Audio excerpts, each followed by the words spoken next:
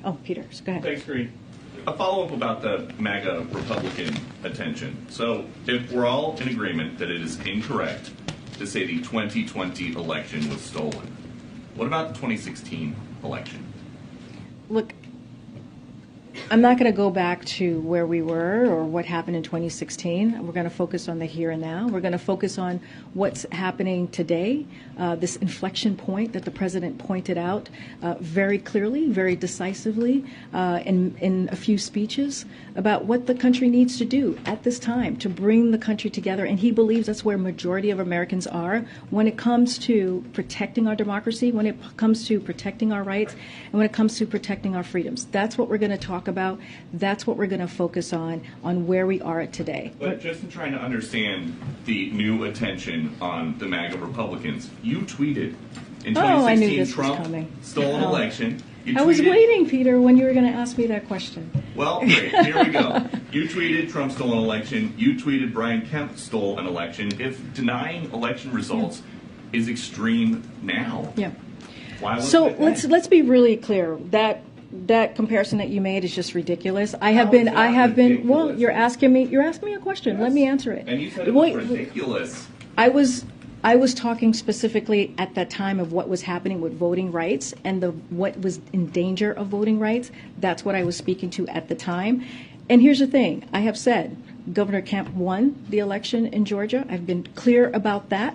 I have said President Trump won the election of 2016, and I've been clear about that. What we are talking about right now is, let's not forget what happened on January 6, 2021, when we saw an insurrection, a mob that was incited by the person who occupied this campus, this facility at that time. And it was an attack on our democracy. Let's not forget, people died that day. Law enforcement were attacked that day.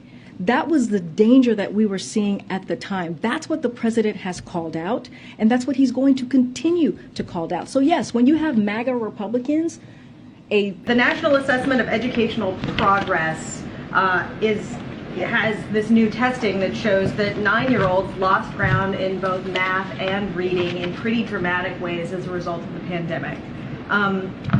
What is the president going to do about it? What is the administration going to do about this severe learning loss? And does the administration shoulder any blame for not pushing schools to reopen sooner? So let's step back to where we were not too long ago when this president walked into this administration, how mismanaged the pandemic, the response to the pandemic was, how 47% of schools were in less than 6 months.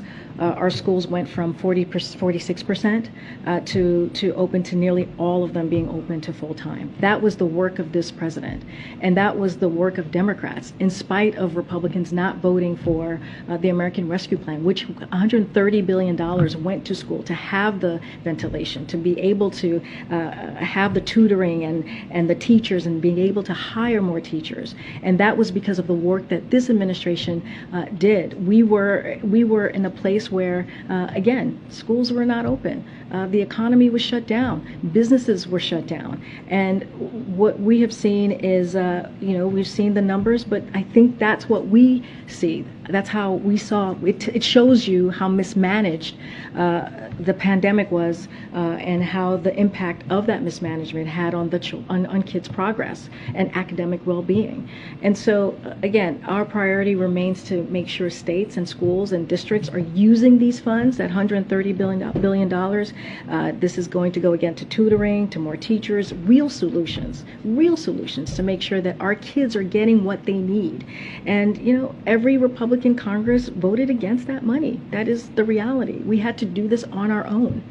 And so, we're going to make sure that those funds are directed to the most resources towards students who fell the furthest behind, which is important. I'm sorry. What?